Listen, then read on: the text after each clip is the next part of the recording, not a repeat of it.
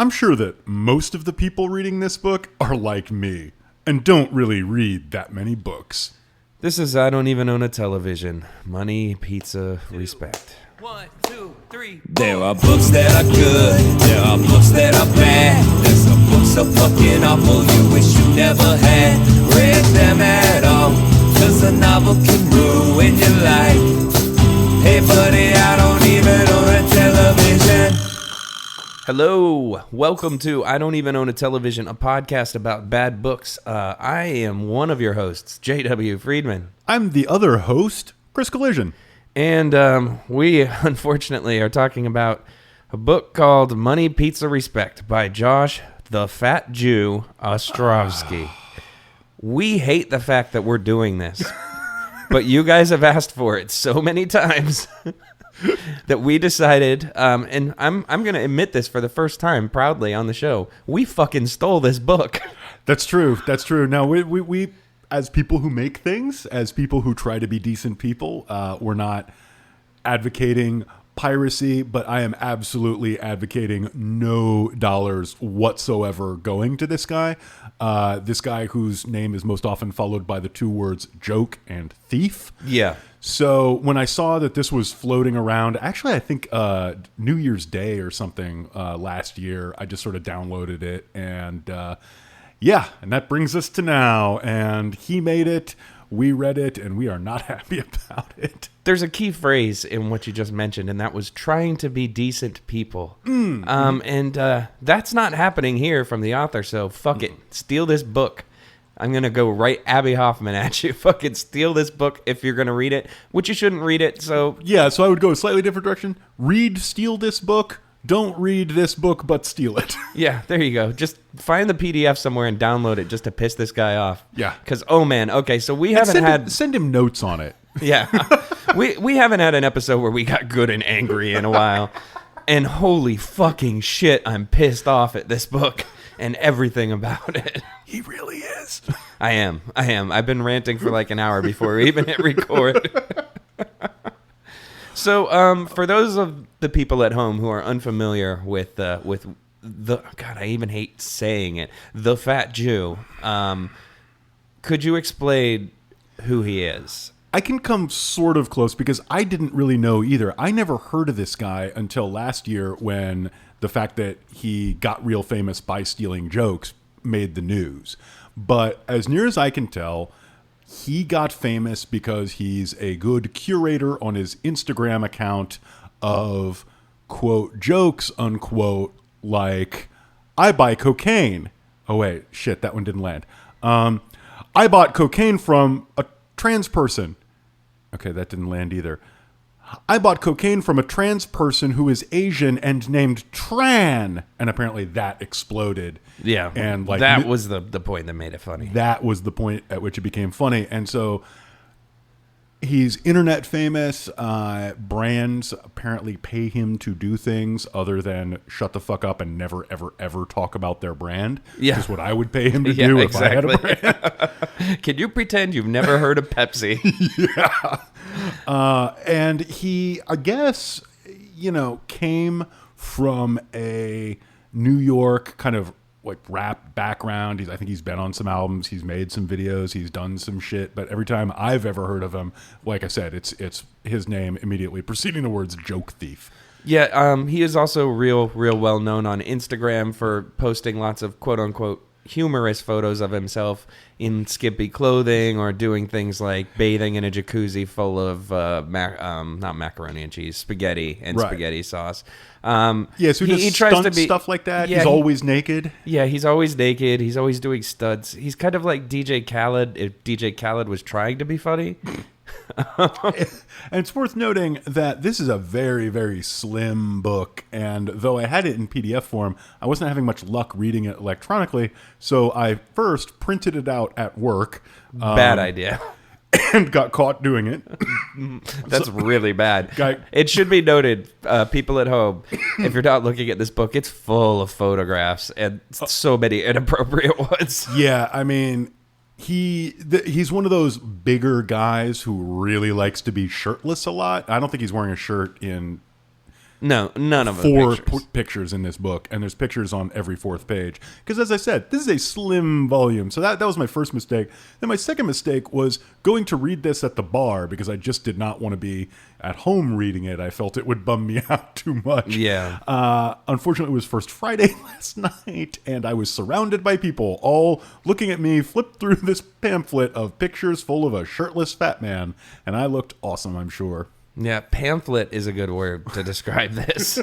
Book is really pushing it. I mean, it's 200 and something pages, but I would call it a pamphlet. I know I go to this well a lot, but yeah, book-like object. If I ever call this a book, please know that in no way do I actually think this is a book. This looks like a book. It was sold like a book. It's probably available, God help us all, at places where actual books are to be found.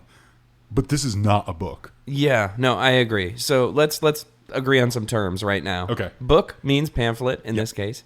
And from now on, let's both refuse to refer to this man as the Fat Jew and call him Joshua. Done and done. All right. So, Joshua's pamphlet, the episode. Yeah. Joshua's pamphlet is called Money, Pizza, Respect. The name is based on a very bad tattoo that he has that is it looks stick and poke to me. Yeah, it looks very much like the kind of ballpoint pen tattoo you let your friend give you at age 12, like that you got covered up later. Maybe it was of Marvin the Martian. Maybe it was on your ankle. I'm not speaking from experience here or anything. All the stories I have about this would embarrass either me or other close friends of mine who I genuinely love, so I'm not going to talk about this. But yeah, I got a lot of experience with this. Yeah, but here's the thing, right? For a dude with this tattoo who thought it was cool enough to name his book after, he sure does go after other people's tattoos a lot. So if this book has two main tropes, one of the tropes is definitely bagging on people for sins you have yourself committed. And the other trope is a shitty but on purpose aesthetic. Yeah. Right? So it's not like he got this tattoo, I think, because he was actually sticking and poking with a ballpoint pen at summer camp. He probably paid $200 an hour, but was like, dude, I need you to make this look really, really shitty. I don't disagree. I think that's part of his aesthetic. It's something that I've referred to a lot when I've talked about music in the past with friends of mine and stuff as the concept of an ironic smokescreen. Exactly that. Where if you build up enough layers of irony around yourself and your persona, you become immune to criticism. Because when someone tries to criticize what you're doing, you can be, oh, that's ironic. All of this stuff was not meant sincerely. Yeah. And this whole book is just laced in layer after layer of that. That's all it is. And it's such a 14-year-old boy thing. If you actually try and someone says you failed, that might hurt. So it's really, really important always to half-ass everything. That way nobody can ever criticize you for it. That's true. If you weren't trying hard, then who gives a fuck? Dude, yeah, I made money. I only got 1,200 in my SATs, but I was hungover, bro. I was probably still drunk and I didn't even study. Yeah, we should save a lot of this high-level stuff for segment 2, but one thing I do want to bring up is just to kind of reinforce what you were saying about this shitty on purpose. The last chapter of this book is basically him describing how his editor calls him and says he hasn't met the page count that he needs, and they need 2,000 pages by Friday. Yeah. And 2,000 words. 2,000 pages by Friday. That would be insane. Okay, yeah, 2,000 pages by Friday would be a lot to expect. Right. 2,000 words. So then he goes on to print 2,000 words that somebody else supposedly wrote. They very obviously didn't. Yeah. And then is like, oh, shit, I'm out of things to say. And then the next 6 pages are just the word boobs over and over again. Isn't that hilarious how little he cares about the product that you're consuming? Yeah, and literally one of the first things in the book, I think maybe the first sentence might be, ha ha ha ha ha ha ha ha ha ha ha, I wrote a book. That's pretty much it. Yeah, right. Anybody can get a book deal nowadays. Yeah. That phrase is used. I want to mention the boobs thing. Yeah. I wrote this note down specifically because I think it's important to mention. That sounds way funnier than it is. When I described it, it sounds kind of funny. Right. When you actually see it in the context of this piece of shit, you're just like, oh, what a fucking lazy asshole. Yeah. It just doesn't work in the medium of actual book. Speaking of what doesn't work in the medium of actual book, this book. But maybe we should do a quick plot in 60 seconds. Oh my God, we haven't even done that yet. Here's the song. Nobody knows if you think finish or not. You got 60 seconds to give them a plot. Plot in 60 seconds. That's my high harmony, like they did in the 80s. Plot in 60 seconds is it's Collision's opportunity to try to explain the plot of this book to you in 60 seconds, which I almost guarantee you is going to happen. Are you ready to give it a shot? I am. All right, here we go now. This is a taut thriller with twists and turns aplenty. It concerns the quest of a young man named Joshua. Joshua is a child of privilege in New York City, and he has what polite people call a lot of personality and what I will call a pathological need for attention and absolutely no manners. This somehow gets him famous on social media, and this social media fame gets him a book deal, and thus his quest to deliver enough pages to his publisher to fulfill the terms of his contract begins. This is basically On the Road, if On the Road was written by a 14-year-old trying to shock you and was about people who didn't want to go anywhere or make art and who don't actually care about anything, and especially don't care about not being sexist, racist, transphobic, and don't really care about avoiding lazy, stolen jokes. Stories about jerking off, about buying Coke, about drinking rosé and vodka, and that is it. You did it. Somehow. That went a lot longer than I thought it was going to be. Mine would just be like, some asshole tells you about himself. You know, one of these days we got to consider maybe flipping Who Does Plot in 60, because I'm not that good at it. Whenever I do it, it's just like, and then some shit happens, yeah. I believe is a direct quote from most of my plot in 60 seconds. So I think you're better at it than I am. This guy fucking sucks. I do think, yeah, I had totally forgotten about the word tranny appears in this book far too many times to count. And every time it's in the worst possible situation. This guy has fucking problems. This guy, and his problems include, he's just confused offensive with funny, and another thing he's confused with funny is mentioning things. There's a really long list of things that he thinks just saying counts as a joke, and unfortunately, and maybe the most offensive one is tranny. Yeah, but it's right up there with beef jerky. Now I'm going to pause because I know that like just saying beef jerky has people like rolling in the aisles. Their earbuds are popping out of their ears. So let's give them a second. It's a hilarious word. I mean, it's got the hard K in it. So. Yeah. Okay, you guys back? Beef jerky. I did it again. Man, it's so funny to say random words, especially, well, beef jerky isn't offensive. I was going to say offensive one. Check this out. Cock. Whoa! All right, so now that we're done pushing those boundaries, I think we need to do We're ready for our book deal. Yeah. By the way, hit us up. So we should do some high points and low points. I have 2 high points. I have many, many low points, but I have 3 codified ones, and I want to read all of them. Do it. I mean, like, we were joking off air, but this is not a joke. We could literally do more than one low point, I believe, for every page of this book. Just about. Yeah. But I'm going to start out with a high point, and I dug hard for this. But there's a section where he has his 10 commandments, and one of them is don't talk about your job. And I could not agree more with that. And that he talks about it's really boring to everyone else. And even if you think you have the coolest job in the world or whatever, if you're like lecturing people about the shit you do at your job in a social setting, you're being a douche. And like, I can't disagree with that. I find that more annoying than just about any other piece of behavior in the world. So, yeah. That was a high point for me. I agree with him there. Even though, like most of this book, it's just cantankerous bullshit. That whole section was weird, though, because it was kind of tonally different than the rest of the book, and most of the advice wasn't terrible. Like, one of them was, don't shout. Seriously, a lot of you were shouting, which is something I, A, do a lot, and B, am very sensitive about when other people are doing it. Yeah, So totally. I really kind of wonder who wrote that. Which brings me to my high point. Yeah, what tweet did that come from originally? My high point for this is a lot of people got paid to help with this book who were not Joshua. That's true. There's doodles all through the book. Like almost every page has a couple of like little line drawings on it, which he did not do himself. I know that because on the last page there's a credit for what is typoed as dawdles instead of doodles.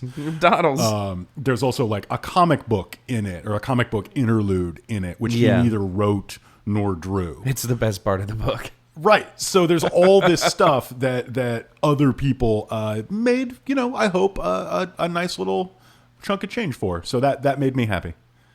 Okay.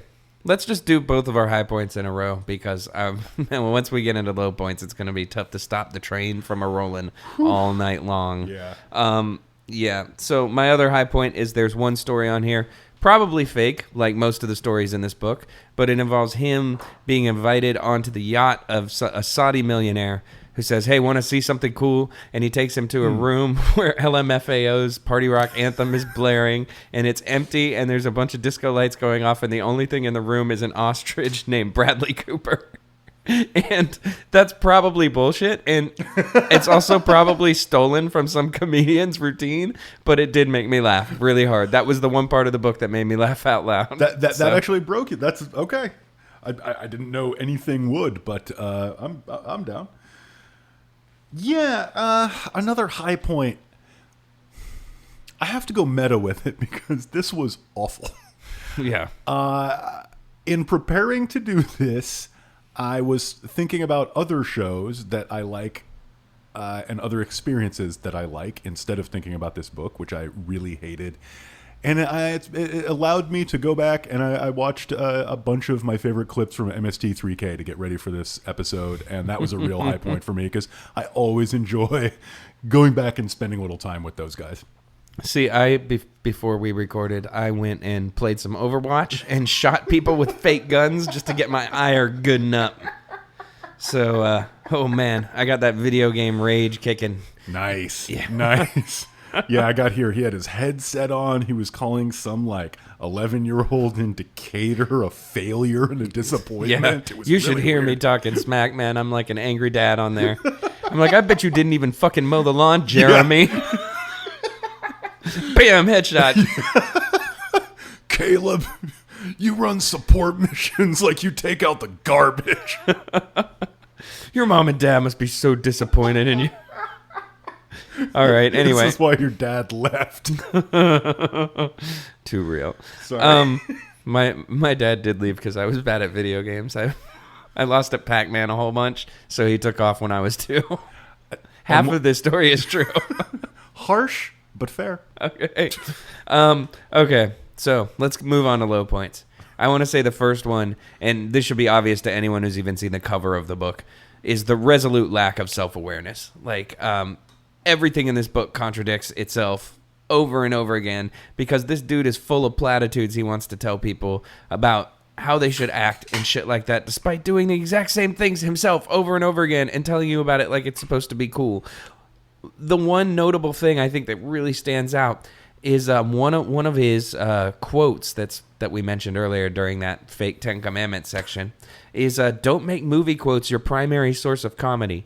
On page fucking 20 of this book, there's a joke stolen directly from Airplane. Like word for word. And it's not even a deep pull joke from Airplane. It's a joke about how our family had a book of famous Jewish athletes, and it was only 30 pages long, and it was just some boxer and Sandy Koufax. Right. Yeah.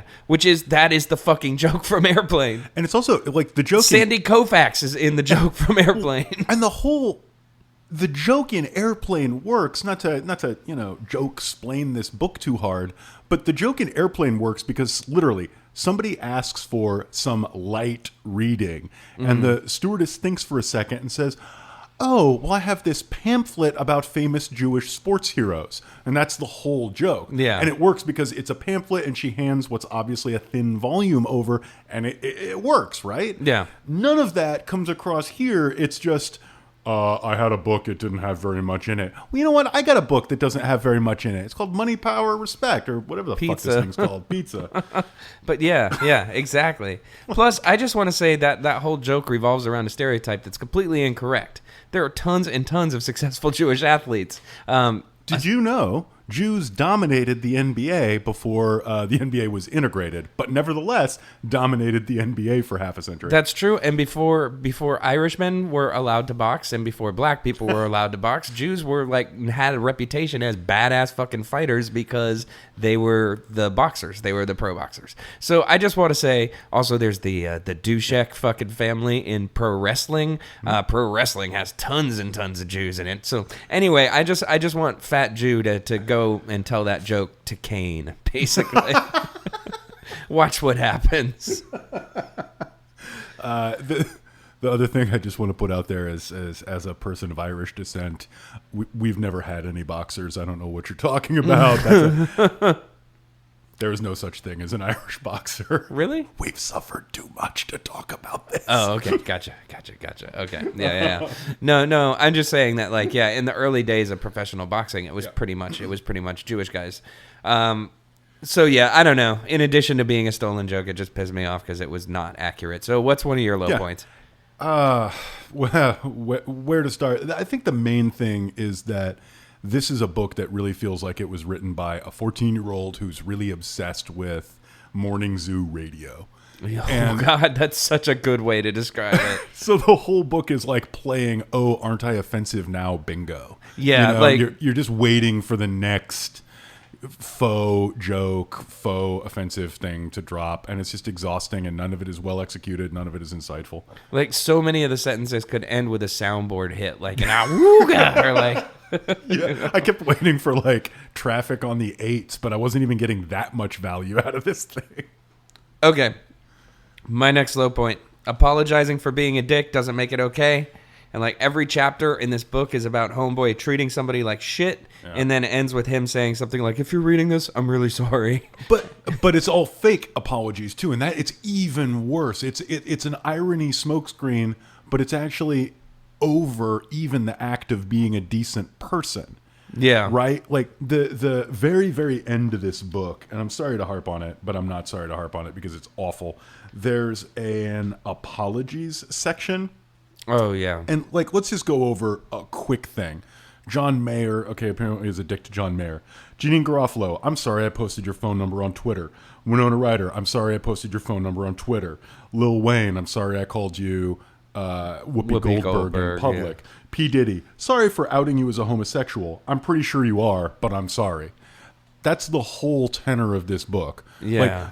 Everything that's wrong with that book is in that P. Diddy faux apology, because it's not an apology. It's this sorry not sorry that you're gay thing. Yeah. And it's also haha, being gay makes you funny. Exactly. There's that. It's such a rancid pile of crap. There's so many jokes in this book that just revolve around the idea that men being attracted to other men is fucking hilarious. And he definitely thinks the word cock is hilarious, and he definitely thinks saying "I have a small dick" is also hilarious. Well, we'll get to this in the second segment. I want to talk more about the small dick stuff because who wouldn't? There's the ringtone, folks. Yeah. I want to talk more about the small dick stuff. I want to talk more about the small dick stuff. That's actually my favorite Peaches B-side. Okay, do you have another low point? Oh, boy. Literally everything here is a low point. I will say that a particular low point for me was in what was almost an interesting story about trying to take his kind of square brother out for a bachelor party. That could have been kind of an interesting thing about, I'm trying to do something nice, but all I really know is this kind of dumb debauchery. But it kind of works out, and he's glad I showed him this extreme time. That's a possible story that could have happened. Yeah. The story that actually happened includes a lot of tranny quote jokes unquote, and a straight-faced, and then I took them to a dog-fighting Oh event. yeah, the dogfighting thing I have written down. That's the apologizing for being a dick thing too, because it says like later on I realized like how fucking miserable and disgusting dogfighting is. It's like, homie, you went to that shit. Yeah. Like you had plenty of time. You got in a cab. You took the cab all the way there to watch animals kill each other. Yep. Like I don't care how fucked up you are. Like Yeah. you had the chance to change your mind about this stupid thing you were going to do, Yeah. and you didn't do it, and it's on you. So fuck off. Exactly. And, Sorry, I get really mad about this book. I'm Same. sorry. No, I'm exactly legitimately cranked up right now. I get legitimately mad about the topic of dogfighting, and I'm not actually going to apologize for that. Like, if that's something that you countenance, you can fuck all the way off. Yeah. Well, speaking of fuck all the way off, my last low point here. This is an unprecedented 3 low points, by the way. There's a chapter in this that's basically a rundown of quote unquote psycho fans that he's fucked, and it works like Freaky Tales by Too Short, except somehow like even more misogynistic and without any of the quote unquote comedy. And I say this as a Too Short fan. I hate that song, but you know. If you haven't heard the song, it's basically I met this girl, her name was blank, she was so freaky because she liked to, and then it's like a tale about all the weird sexual things he's done. So it's like 88 lines about 44 women. Very similar. Very similar in concept, yes.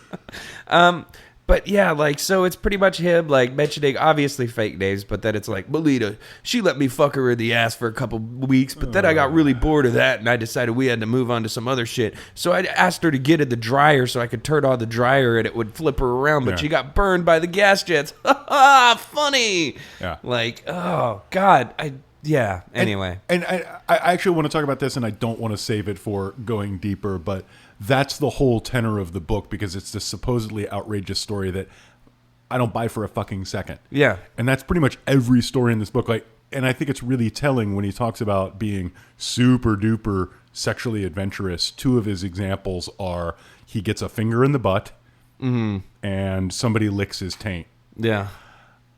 That's not super freaky, dude. Yeah. Like Rick James is yawning listening to you Yeah. talk, and so are we. Yeah, so is like the Bush family. Well, they are obviously kinky as shit. Yeah, and the Reagans. Mommy. I don't. This podcast is over. Let's take a break, and when we come back, we're gonna drill down. And I gotta warn you guys, I'm gonna get even madder. So get ready. He's mad. He's red. He's not nude, but he is online. I am. I might be nude by the time we get back. We'll be right back. Yeah, I wanna shoot, baby. Shoot. Ooh, how you doing, baby?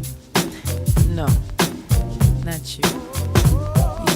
You, the bow-legged one. Yeah.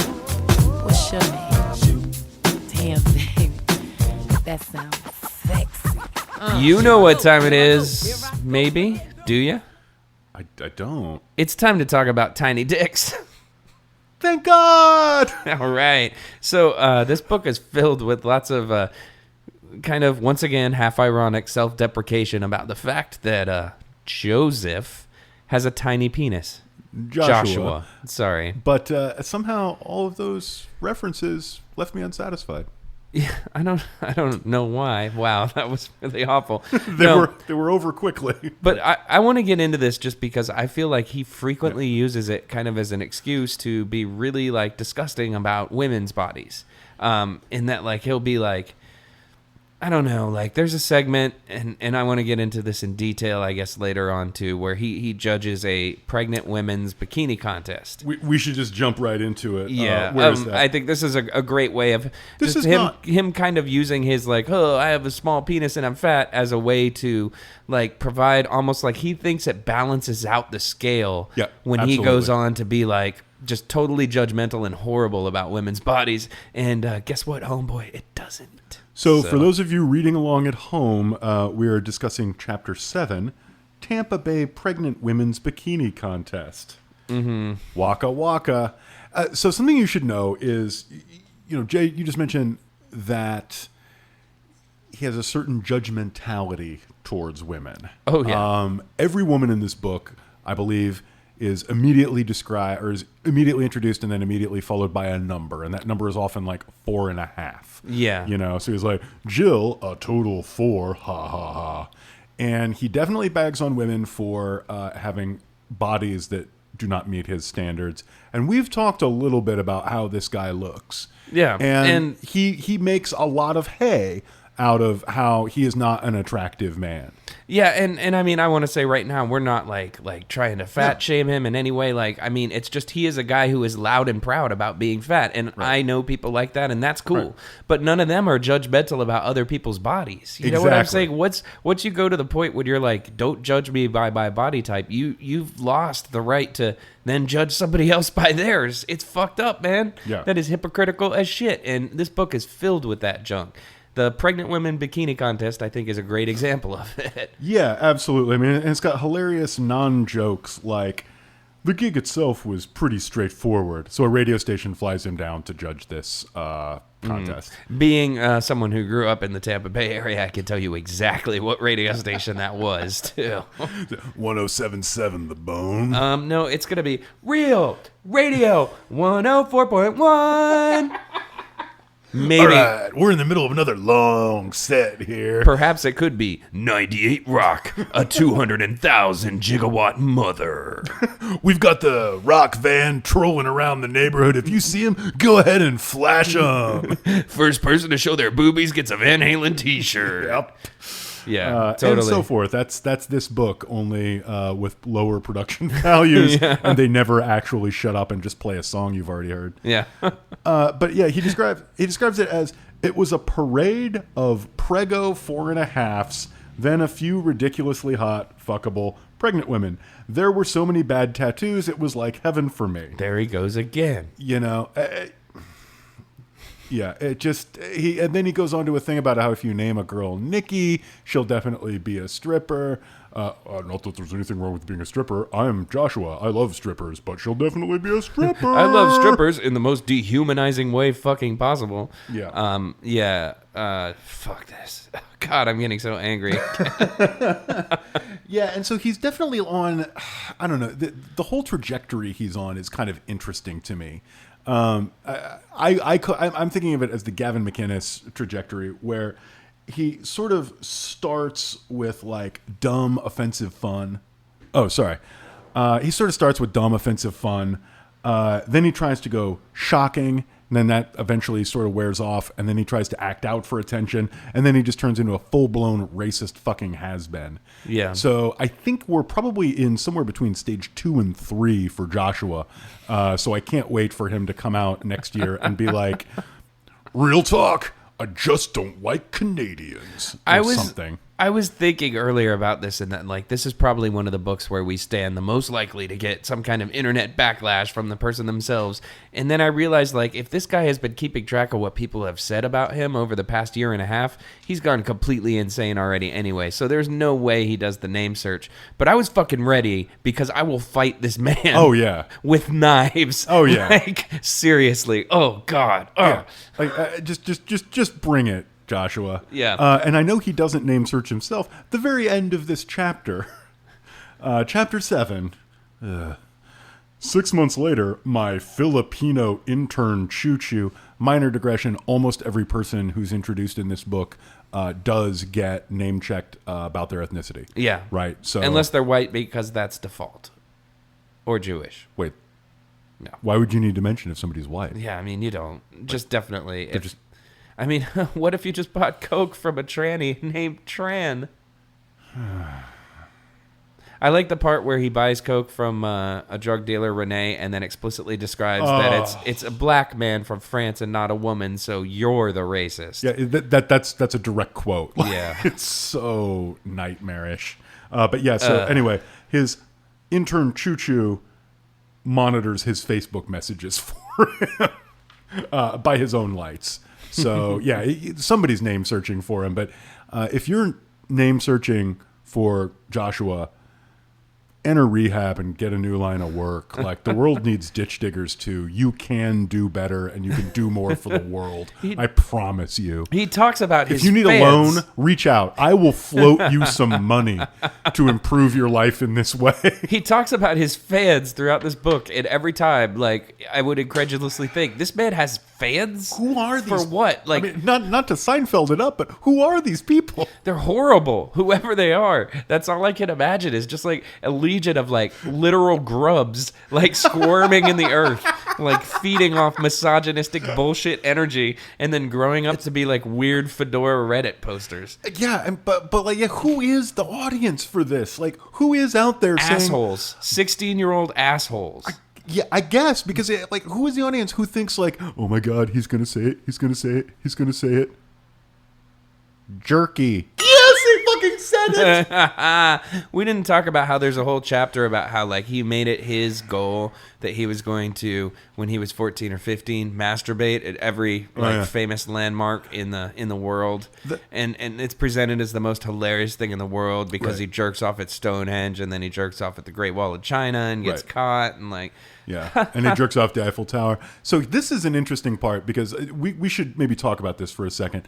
A lot of stuff in this book is not what you'd call believable. Yeah. Right? So he talks a lot about how much he loves strip clubs. He doesn't really convince me he's spent a lot of time in strip clubs. When he talks about super kinky sex, he does not convince me that he knows what super kinky sex is. These are... He does the same thing with drugs quite a bit. Exactly. Like, yeah. Yeah, he actually lists all the drugs he's done in one chapter, and while not convincing me he's done any of those drugs, he also misspells Rohypnol, which I think is telling, if not what you would call funny. Yeah. So he talks about doing drugs, doesn't convince you that he's done drugs. The most awful version of this is he cannot convince me that he was actually a masturbation-obsessed 14-year-old boy.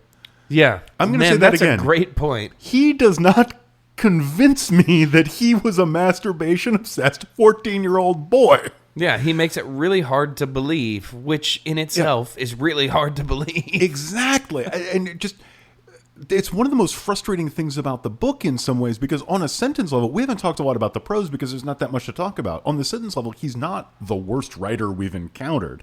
He even, I will admit, turns a memorable phrase here or there. Yeah. But it's in the service of having so little to say and not being able to be believable or human about any of it. So he's sort of like, oh, well, I kind of wanted to fire one off at this one place, but there was an obstacle, so I didn't. Let me tell you something. As a 14-year-old boy, there were no obstacles. That's a good point. That could not be overcome. It's just this weird, half-assed approach to everything. And well, I mean, we're dancing around the fact that he straight up is a liar. Like, and I mean, this book is filled with lies, like actual lies, like provable lies. Like, he talks about in one part, actually the part where he's running down the girls he had sex with, one of them lives in San Francisco, quote unquote, upstairs from a Yankee candle store. Right. There is no standalone Yankee candle store in San Francisco and never has been. And I did a Google search to make sure, there isn't. There's a couple of them in a mall, but ain't nobody lives upstairs from a mall. Right. You don't live upstairs from that. You made up a story. You thought it was funny. You put her in San Francisco because it was freakier. Like, I don't know. Shut the fuck up, and dude. it does go back and forth, because a couple pages later, she's not from San Francisco anymore. She's from Sacramento. So, like, oh no, actually, dude, you just got it wrong. The Yankee candle store was in, and at that point, like, hopefully he's muted, and we're throwing hot dogs at him or something. I don't know. Yeah, I don't know. He also loves to like just talk about any city other than New York like it's the worst place. Like, he calls like Fresno and Sacramento like garbage towns, I believe. Yeah. And I don't think he's actually been anywhere. There's this big set piece story very early in the book where they go camping an hour away from New York, and it's like the greatest trip ever for him to be an entire hour out of New York City. Yeah. He seems very provincial, and that kind of gets in one of the things that I want to talk about is his depiction of fucking Tampa is just so bizarre and off the charts. Like, I lived in the Tampa Bay area for a huge portion of my life, and this dude's experience in Tampa, he basically describes like a circle of like Dante's hell, like infested with weird, like sleazy, like pickpockets who are like wandering around trying to like slit your throat when you're not looking. And he's like, he describes Tampa Bay where he gets called in, and I immediately recognize the hotel that he describes because it's in fucking Ybor City, which like Ybor City has one of the largest Cuban populations in the United States. It's a very integrated place. Like, it's not scary at all. Like, it's a popular tourist destination. I don't know. There's this really important Hold Steady song about Ybor City. So I think it's like probably a hive of like drugs and spiritual crises. Well, there's a lot of bars. I mean, there's a lot of bars and shit. But that's what I meant. Yeah, it's not a scary place any but more not than like any other white people bars. You know, like those people bars. No, there's a lot of white people bars there too. I mean, like when I was a kid, I mostly went to Ybor because Blue Chair and the Ritz were both there, and that's where all the punk and hardcore shows were. So it's like it's a downtown area in a small urban city. There's nothing scary about it, and like it's a place where people go as tourists to like watch cigars be hand rolled. Like, it's not scary. And like he describes it as like this fucking like snake pit of fucking potential violence and threatening, and it just makes me wonder like how much this dude has actually ever left his house. Like, it makes so many of these stories harder to believe for me. Yeah, and it bears mentioning, like he's a private school kid who apparently bounced around from college to college. He probably even graduated college, so he's not even like this beautiful loser type who I think he desperately wants to be. No, at one point he lets it slip that he owns an apartment in New York City, and I don't think he realized he lets it slip, but he talks about a fire happening, and then he says, I realized I didn't have homeowner's insurance, and it's just written offhandedly. But motherfucker owns an apartment. I'm just saying. That's weird. That's inconsistent then, because like very early in the book, like one of the first things he says is like this book or don't, ha ha ha ha, parentheses, seriously, you have to like it or I won't make rent. So I think what we can conclude from this is this guy has a conflicted relationship with his own social standing, perhaps? Yeah. His own class? Oh, well, yeah. And I mean, that's incredibly true. And that one thing I wanted to say about that, so we've talked a little bit about like what a nightmare he is about women in particular. And I mentioned earlier that he judges a lot of them on that hilarious number scale. And then also kind of seeks to like enlighten himself by making sure to mention that he's totally down with fucking a 5 or a 6 as long as they're willing to get freaky. Shit, yeah. But anyway, sorry to interrupt. Yeah. One weird tell that he's got is that he also instantly zeroes in on everybody's teeth when he meets them. That's true. Wow. And here is an interesting fact. The nicer the teeth, the more that person is, more that person's family is probably worth, because teeth are fucking expensive. That's a good point. It's a really good point. I really think that this is kind of like a rich kid slumming, trying to be debauched, but completely incapable of not judging everybody by the incredibly bourgeois standards he was brought up with. There's an entire chapter about his bar mitzvah, and then afterwards his dad thinking he's possibly gay, so he brings him to a strip club to prove he's not gay. Quote, haha, isn't that funny? Haha, it's hilarious. They paid a stripper to dance on him, and then he came in his pants, so he knew he wasn't gay, and that was the end of the story. But before that, you know what's hilarious is your dad thinking you might be gay. Yeah, that's really funny. That's just an inherent wait, no, I'm sorry, that's not actually funny. That's a really hard thing to live through that a lot of people have to fucking endure. Yeah. But before that, they described that this happened right after his bar mitzvah, which was autumn themed, and there's a bunch of talk about the decorations and everything that went into it. And this man lived a charmed life. There's no getting around that. His take on homosexuality is very like Barbra Streisand fan 70s Liberace interior decorator jokes.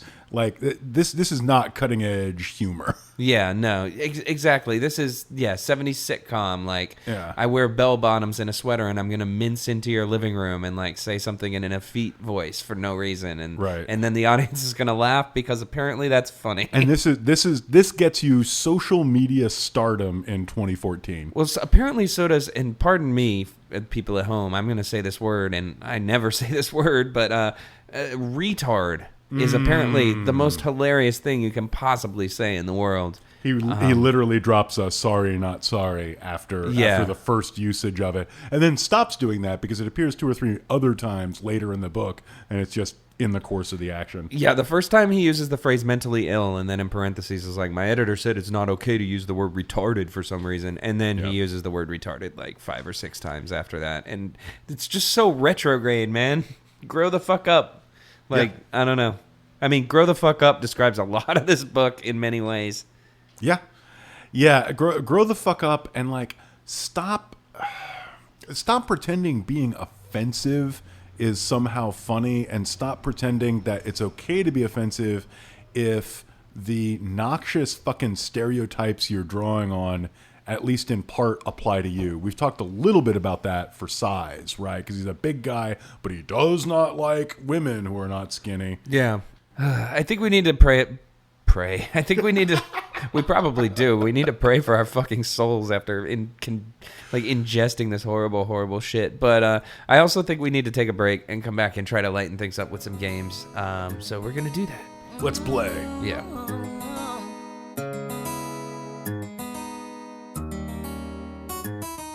A scrub is a guy that thinks he's fly and is also known as a buster. Always talking about what he wants and just sits on his broke ass. So no, I don't want your number. No, I don't want to give you mine. And Hey, it's about that time again. It's time for us to play some games. Can you tell I'm using my forced happy voice? I mean, a radio voice for a book that's like the worst radio show you never wanted to hear. Hey, it's time for us to play some games. What do you do when you encounter a really bad book? I like to play games with it. I do too, and this one is the most popular segment in podcasting history. Now, forever, and in perpetuity all throughout the universe. Come at us. You can't beat it. It can't be done. It's dramatic readings. Dramatic readings. We're gonna make it sound important. Dramatic readings. Yeah, I got some words for you. All right, this is our hero, Joshua, meeting a crazy fan who likes to fuck all crazy. I entered her apartment, and everything was normal for a 22-year-old. Not at all what I expected. That poster of a soldier kissing a girl on Paris on the wall? Think IKEA, but like nice IKEA. Classy coffee table books. A bowl sitting on a little kitchen table filled with pears. A relatively new flat-screen TV. Pictures of Lindsay with her whole family looking so happy on a beach. A badass Johnny Cash poster that was purchased at an Urban Outfitters. Damn. Maybe she wasn't as crazy as I thought she was. I'm glad you could come out to see me. I really missed you. Lindsay was smiling. But then we walked into her bedroom.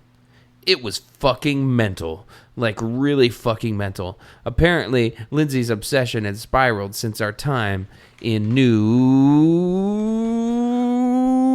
York. And now her bedroom was filled with paintings of me and us together. Of me and her on horseback galloping through outer space. Me ejaculating a rainbow, and one of me, her, and Morgan Freeman having dinner and laughing together. But the one that really fucked me up was massive and hanging directly over her bed. It was me as Jesus nailed to the cross. My body was blood, but instead of actual nails going through my hands and feet, she'd painted little Lindsays that were pinning me to the cross. It was really freaky. It was definitely terrifying, but you have to remember that I really thrive on this type of stuff. Bullshit. Basically, it became immediately apparent that she was not well, and I was probably actually in physical danger, but my ego is so big that it was nice to see all the paintings. I embraced that shit. She was overjoyed that I didn't immediately leave, although I definitely should have. I should have run out, gotten in my cherry Malibu rental, and driven into the smoggy California sunset. But I stayed and spent the night. A night that can never be unlived. Wait. Okay, so first off, this is either in San Francisco or Sacramento, and he's pissing and moaning about smog, which is an LA problem. Yeah, we don't have smog here. Two, Sacramento does get a little smoggy, but this was supposed to take place in San Francisco. so when he leaves, he's driving a rental Chevy Malibu, which is weird because when he told me this story at the bar, he kickflipped his way out of her apartment, and it was really sick, onto his BMX bike, and then did a rad 720 riding away. Also, he has an elephant tattoo on his back that's like, it would blow your mind if you saw it, but he's not going Whoa. to show it to you right now. Like, Yeah. that story is amazing. That story is in the category of stories that definitely turbo happened. Yeah, I believe that 100%. I believe that. Especially I believe the part where because he explicitly calls her out for being 5'4" and 120 pounds, and he's 6'3". He's a large man. I believe that he felt physically threatened by this woman. Yeah, That's believable. Uh-huh. It's reasonable. It's a good book. yeah, full of realistic stories that make me believe them. Let's move to let's go back to Tampa, brothers and sisters and others. Boy, I can't wait to hear more made up shit about my fucking place I grew up in. That's my second favorite LL Cool J song. Going back to Tampa. Am I strapped? Yeah. So I'm going to skip maybe the most offensive joke, which both manages to rip off the Freddy Krueger mythos and be a joke about rape. So I'm going to skip that. And I'm just going to... That's funny, by the way. Yeah. Anyway, set the stage. He's been flown to Tampa to work for a radio station's awful promotion. I decided to find the closest place to get a drink, which ended up being a bar a few blocks away. Oh, God, this part. It was a sweaty walk because Tampa is moist as fuck. True. And the worst possible place. Part of that is true. But he can't even go Tampa was Dampa. I mean, it's right there. He just has to call it moist because, that's supposedly a creepy word. Anyway, it's where you are likely to be murdered by a guy with a toe ring. I thought that was kind of funny, but It doesn't make any sense, though, but yeah. fortunately, the Tampanese, not sure what you call people from Tampa, Tampanites, tampons, Floridians? love air conditioning.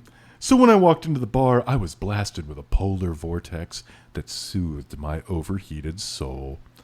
Now, I dig a wacky-ass bar scene as much as the next guy, but this place was mental. It looked... Suddenly he's James Cagney. Hey, I dig a wacky-ass bar scene as much as the next guy, but this place was mental. Come on, guys, take it down a notch. Yeah, sorry. I keep interrupting your dramatic It's reading. all I'm good. sorry. Also, I just want to say his obsession with mental really bugs me because A, you're not British. B, I know you swiped that shit from fucking Harry Potter. It's not Yeah. actually interesting. It looked like it was a filming location from an episode of True Blood. Oh, you got HBO? A show that does not take place in Florida, by the way. What? The bartender was in a tuxedo without the shirt. Why? And the sole patron, a guy in a Bart Simpson tank top who had a very, very poorly made glass eye, was drinking a mojito. So that particular Wednesday, while you were probably getting home from work, I was in Tampa Bay, Florida, drinking with a man who'd lost his eye in a fight with a giant, his words, and talking about what it feels like to have sex with pregnant women. Needless to say, I got pretty hammered and woke up the following day back in my hotel room. I grabbed a French toast slam breakfast at a Denny's. Wink. and headed to the venue, which was some weird, old, truly horrible community center on the outskirts of town.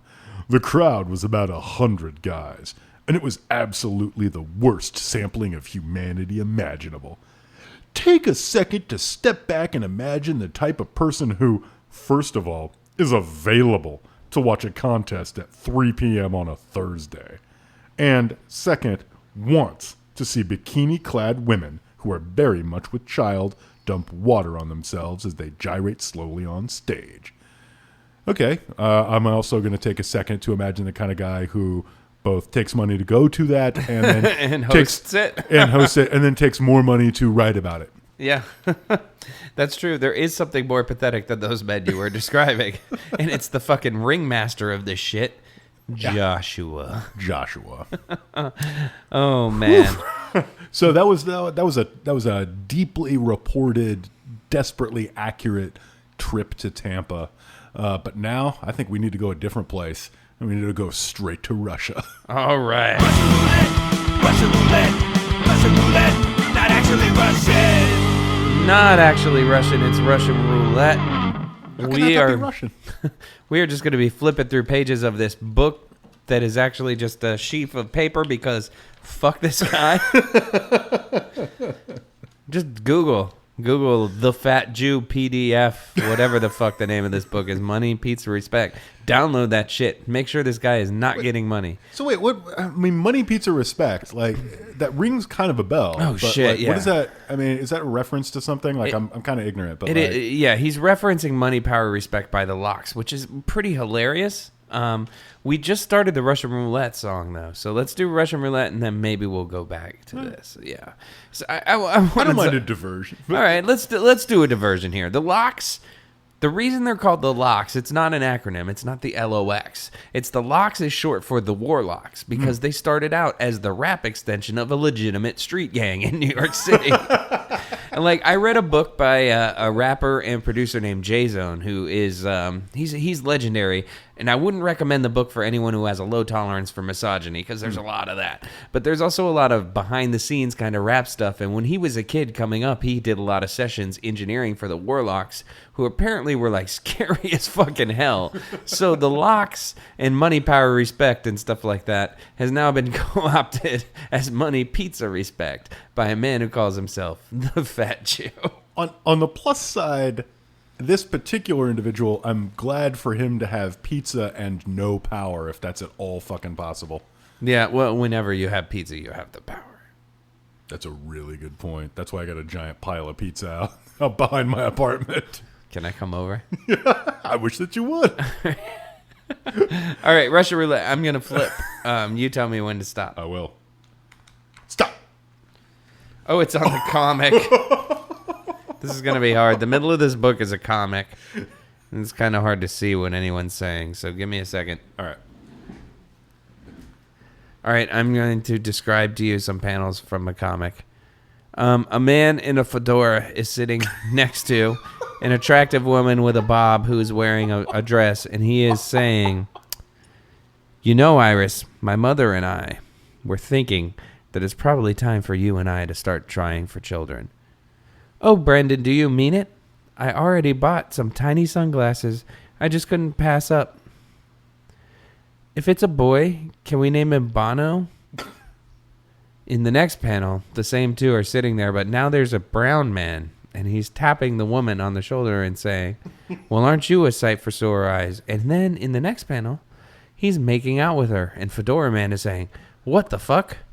Next panel is just woman, and now she has hearts in her eyes and rosy cheeks, and she's smiling wildly.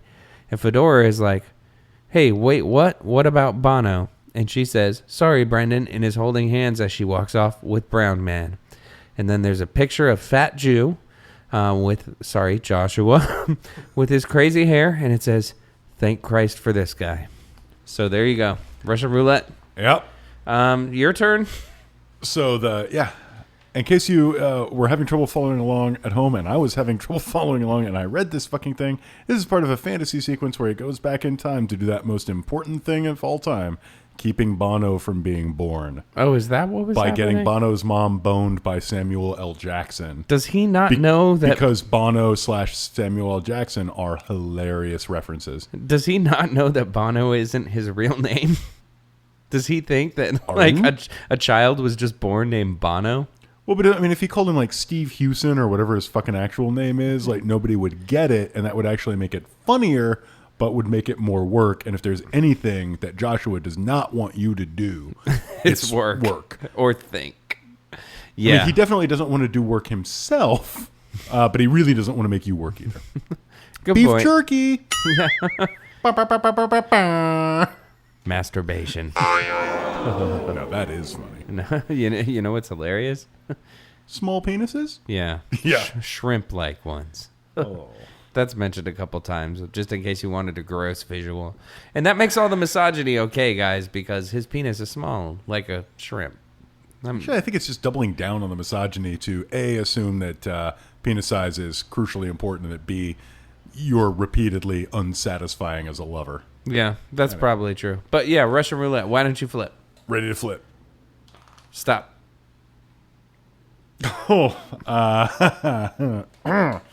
So I have flipped to the picture section. Oh, no. So one thing you should know about Joshua is that he has a visual signature that's very, very important, which is that he does his hair in a vertical ponytail. If you think of Coolio, the way he would put wire inside his braids so they'd stand up crazily on his head. And I do think of Coolio often. I do too, because I'm frequently gliding, riding, and slippity sliding. Because when you're living in the city, it's do or die. But Coolio, unlike Coolio, Fat Jew just has one large piece of wire holding up a large braid on the top of his head. Right. Much like an antenna on a Teletubby. So there you go. Now you have the visual. And the page that I have flipped to has only the following words on it. Still too tired to read more words? Fuck reading.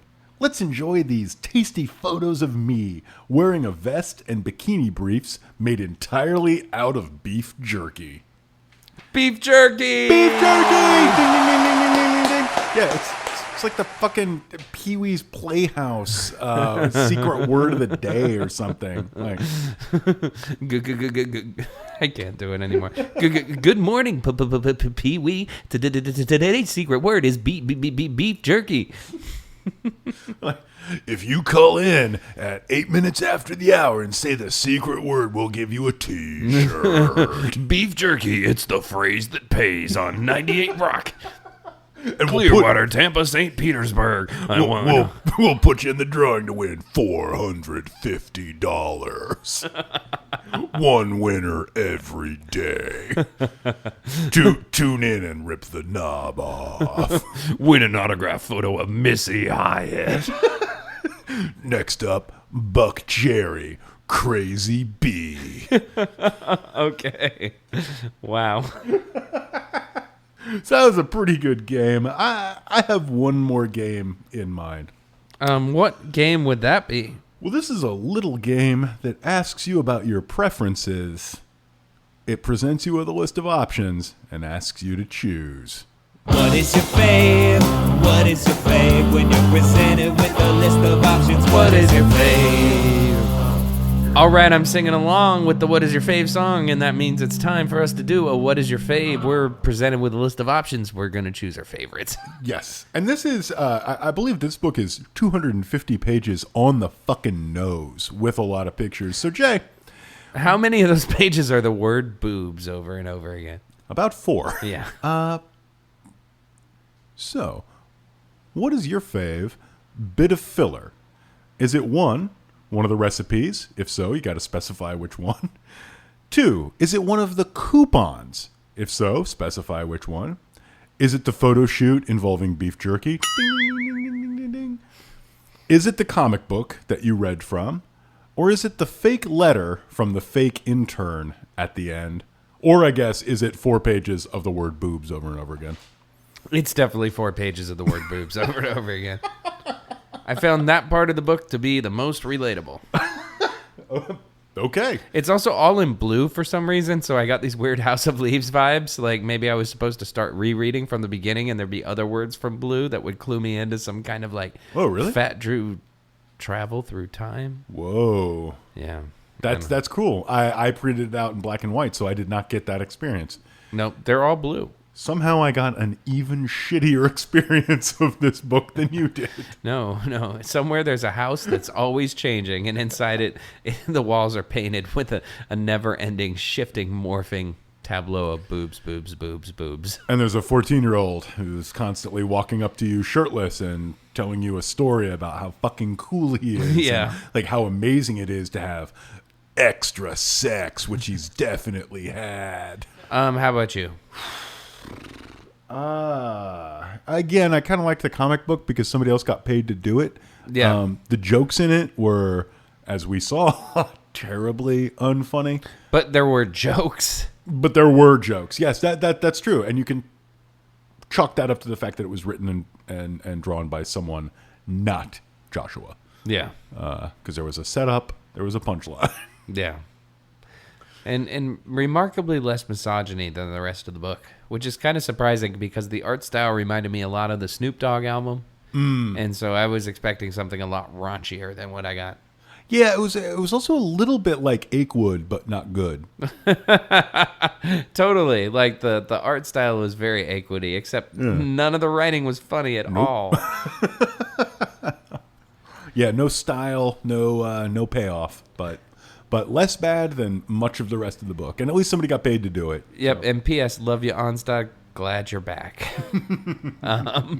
Let's go to a break and come back and do some happy things.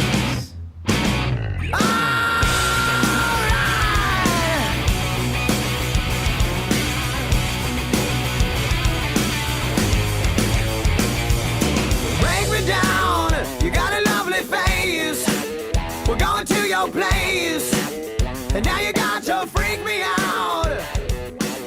All right, so we spent a lot of time like really hating on something because it really fucking deserved it. But now I think it's time for us to stop the hate and start spreading some love. So it's time for some recommendations. Would you like to go first, or should I?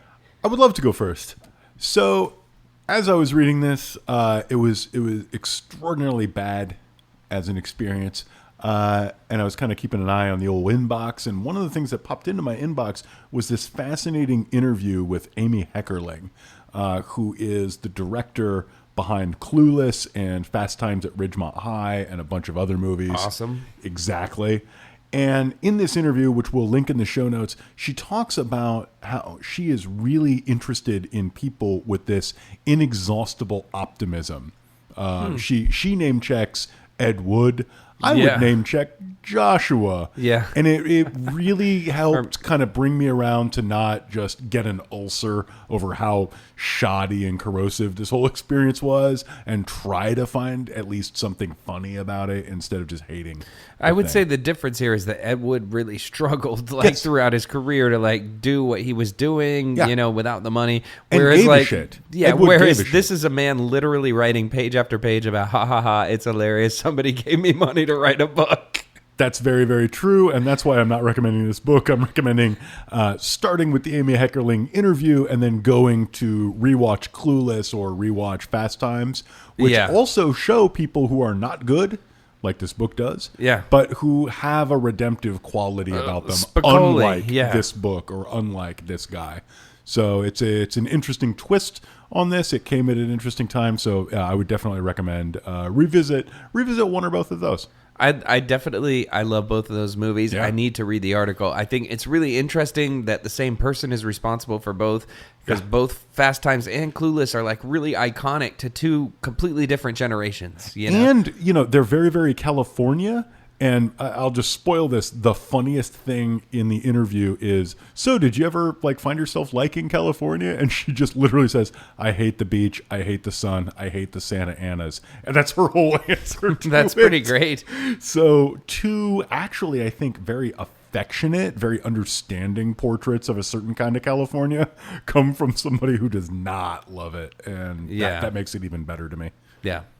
Okay, so for me, I'm going way back in the memory banks, and just because I just got so angry reading this, I was trying to think about books that made me feel good, and one that I remembered that I read quite a long time ago is Bee Season by Mila Goldberg, which I might get some slack for this. Like, I think there are probably a lot of people who don't like this book. But it was very popular, I'd say, in the early 2000s, kind of when twee things were really in.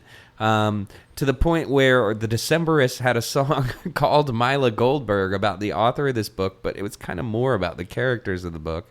But either way, it's a really cool story about a Jewish family, and I think it does a really good job kind of humanizing characters in a way that Fat Jew couldn't do if his life fucking depended on it. Right. And it's got like even kind of a surprising ending where you will be like, wow, I didn't see that coming. And it's a good book, if not maybe a little insubstantial in some ways. I think it's a great light read, and if you're looking for something to kind of go through in a couple days that's going to leave you feeling good, Bee Season by Mila Goldberg is a good choice. I loved it when he finally got around to going to college. Yeah. If you get that reference, email us. I'll send you a koozie. Everything sucks today. You know what Whale's from with that?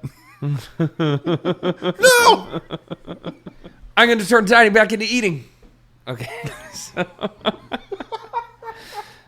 do you, I don't know if you know, when the Descendants broke up and they formed All, the first All record had this song on it called Alfredo's. Have you ever heard that song? Mm-mm.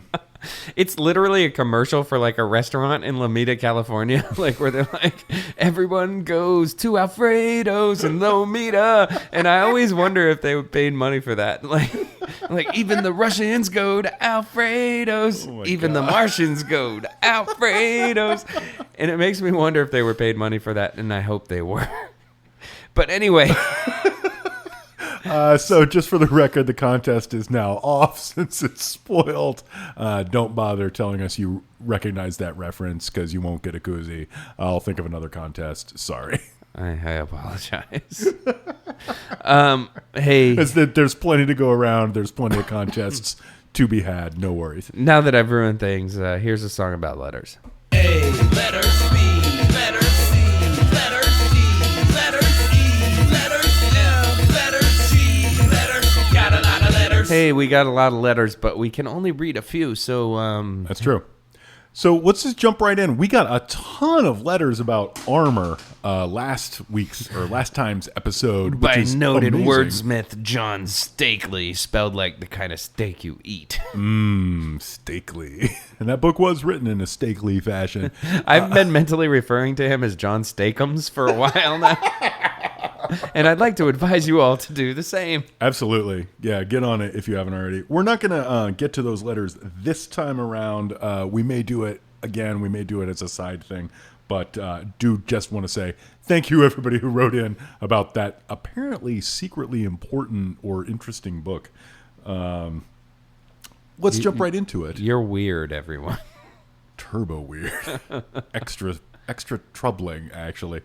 This book is by Fletcher, fake last name, and it poses an important question, so strap in and get ready for a ride. Hey guys, I was one of those folks who bought the t-shirts a while back. That is to say, one of the good ones. And because the red one matches my work shirt, I tend to wear it on the job, where all that really shows is the horned book logo underneath. Surprisingly, it's got a lot of comments. A lot of the same comment, in fact. Variations of, yeah, man, support local music, support indie bands, rock on. At first I thought it was just someone being hammered, but it's become common enough that I have to ask. Was the design a reference so subtle it went over my head? Or are a group of my customers all complete idiots who are angling for hipster cred with me by praising my band t-shirt? In my defense, it could be either. I work at a shitty liquor store in a bad part of town. I'm going to say it's neither. I designed that by hand, and the book logo is pretty much just traced from a standard icon of a book that you'd find like on a web font. And then I put some horns on a tail on it myself. I made sure to make the tail curve around to be symmetrical. I was not thinking of any particular band, and if I was, I think you'd probably notice because I'm pretty good at that kind of shit. So it's kind of like how the new Seth Rollins t-shirts are just a 7 seconds logo. But which I think you may have been the first person on the internet to notice. Yeah, actually. but now people are telling me I'm wrong. But it's true. But anyway, no, it wasn't a reference to anything. However, I wouldn't be surprised if there was a local band in your area that maybe had some kind of circle with horns or something as part of their logo. Yeah. So his letter ends, thanks again, and this shirt is comfy as hell. You know what? Those shirts are comfy as hell. They and are. If you want more, send us an email. We have some. You can buy them from us, and they're great. I do want to say that in one respect, either your design was too subtle or I am a complete chump, because I cannot tell you how many times I had looked at it before realizing, book with devil horns, devil tail. Oh, it's a bad book. Yeah.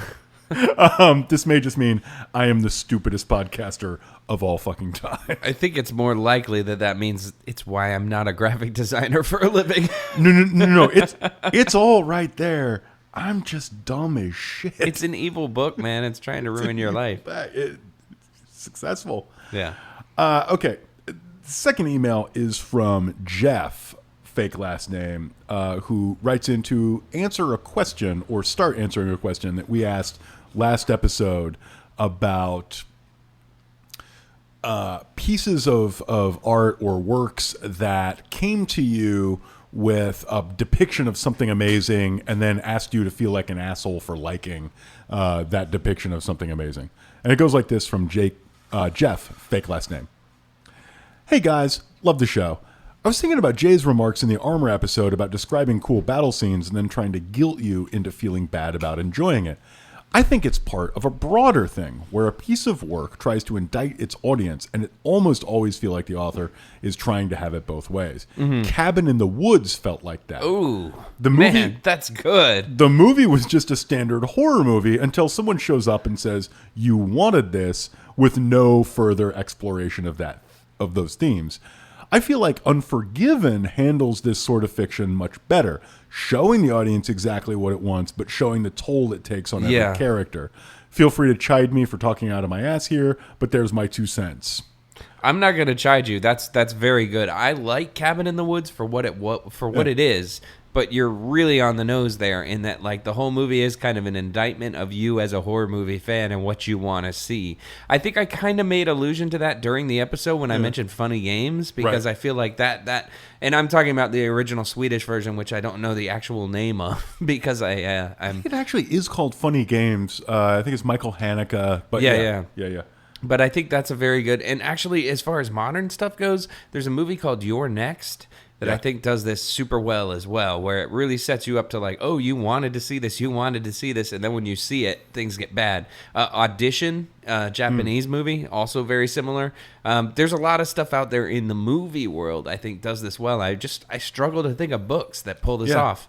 I definitely like those 2 examples, although I think I'm a little easier on Cabin in the Woods than you guys are, because what I thought Cabin in the Woods was less, you wanted to see this, now feel bad, and more an attempt to create an in-universe explanation for why you want to see it. Yeah. And I thought it was relatively successful, but I think mostly the things that are relatively successful about that movie have to do with the fact that they just cast it beautifully. Almost everybody in that movie actually has a really likable quality that you don't get in horror movies. You don't get them in movies much, but everybody in that movie is kind of rootable, and I think that's more down to the actor and the casting than the writing or the concept. I could definitely agree with that. Yeah, everyone in that film is likable for sure. Yeah, and And Unforgiven is the perfect example. I remember seeing that the first time and just being like, "Holy shit! This is what a climactic gunfight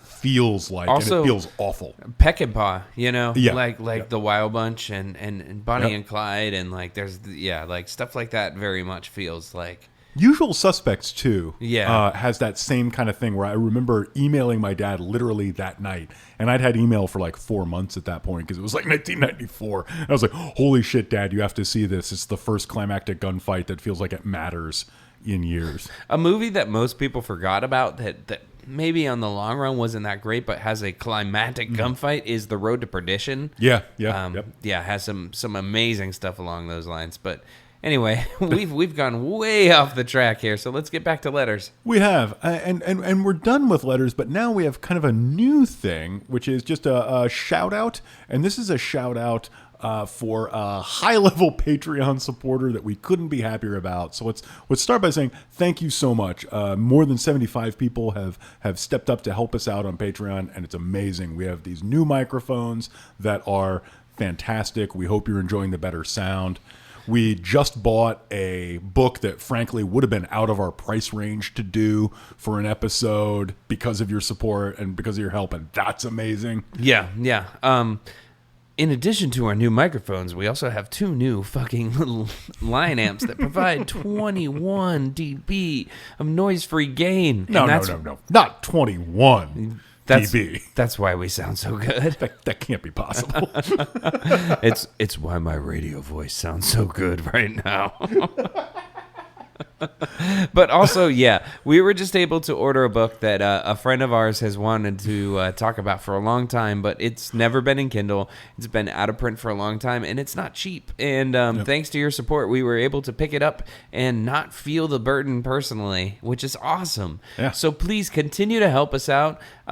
And for those who do help us out, thank you. If you're new to the show listening and you're like, hey, I enjoy this, I maybe want to give them $1 a month or $2 a month. Yeah. Go to patreon.com/IDOTV, where we are accepting all sorts of donations. I think the lowest you could do is $1, but even if it's that much, we're going to be so thankful. Exactly. Yeah, it helps a lot. It helps a lot, and it just makes us feel great. We're trying to do a show that we like, that you like, and every time one of those comes in, it makes our day. So just keep it coming. We really appreciate it. And for the super high tier, you get something like this, which is a little haiku cycle I wrote for a gentleman named Patrick. Oh, Patrick, thank you for your donation. Patrick, get ready. Yeah, thank you so much. Patrick, here is your shout out in the form of a haiku cycle. Patrick, fake last name, you smell like you have great taste. Thank you, Turbo Friend. Wait, no, so sorry. You shine before us, helping. We think you rule hard. That's great. So thank you so much. That's a little haiku cycle by us for you. I think you promised something about me rhyming somebody's name. So I just wanted to say thanks to Patrick coming with the hat trick to help us beam audio into your synaptics. Whoa. It's like that. We do it automatic. When you come through, you're never catching static. Thank you, Patrick, for your donation. Woo! I'm ready for 8 Mile.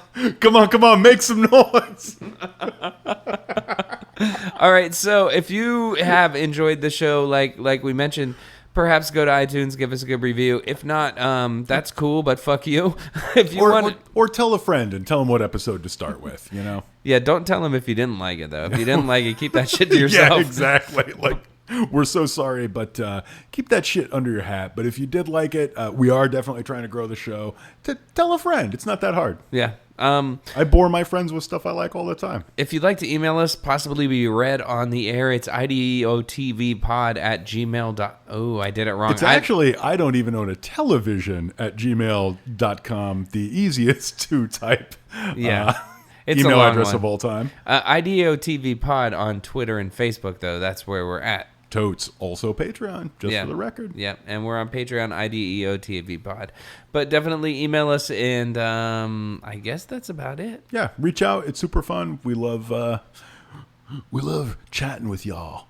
All right. So until next time, keep reading crap. Ride the crab. Between me and them, I fought against their